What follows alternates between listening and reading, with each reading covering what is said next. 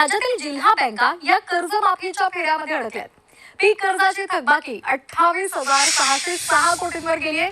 निवडणूक प्रचारामधील कर्जमाफीच्या घोषणांमुळे वसुलीचा पेच आता निर्माण झालाय। नव्या हंगामामध्ये कृषी कर्ज देणं हे अवघड होण्याची शक्यता आहे।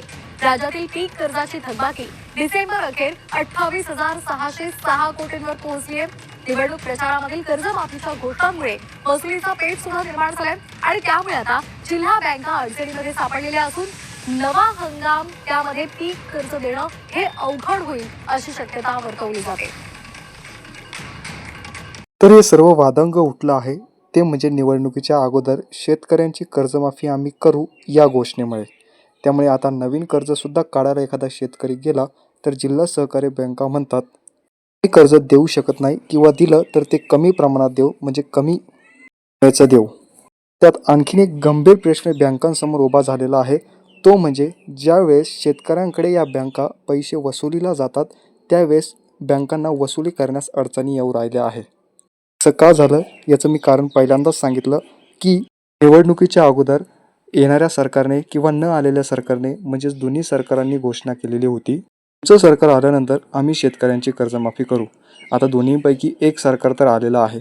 आता या सरकारने घोषणा केली होती की जसं आमचं सरकार येईल तसं आम्ही शेतकऱ्यांची कर्जमाफी करू। आता शेतकऱ्यांना माहीत झालं हे सरकार आलं आहे, शेतकऱ्यांची कर्जमाफी आज उद्या किंवा वर्षाने किंवा 1.5 वर्षाने होणारच आहे।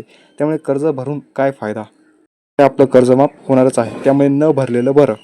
जिल्हा सहकारी बँका जसे कर्ज वसुलीला जातात त्यावेळेस शेतकरी नकार देतात, ते याबाबत व्याजाचा बोजा कितीही वाढू।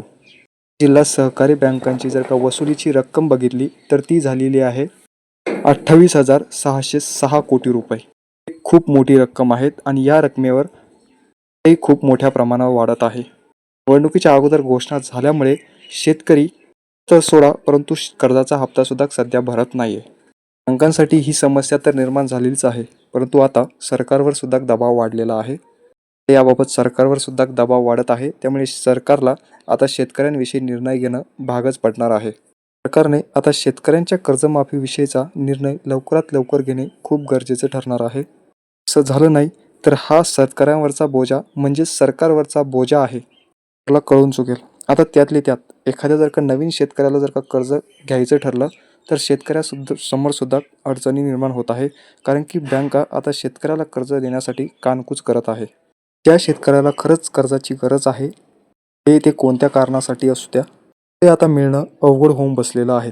याबाबत सरकारने लवकरात लवकर आपल्या परीने निर्णय घेणं खूप गरजेचं आहे।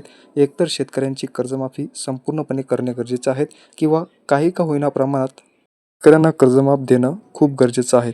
यामुळे आणि शेतकरी हे दोन्हीही या अडचणीतून मुक्त होतील। कर्जमाफी द्यायचीच नसेल तर खोटी आश्वासने सुद्धा देणं बंद करणं खूप गरजेचं आहे।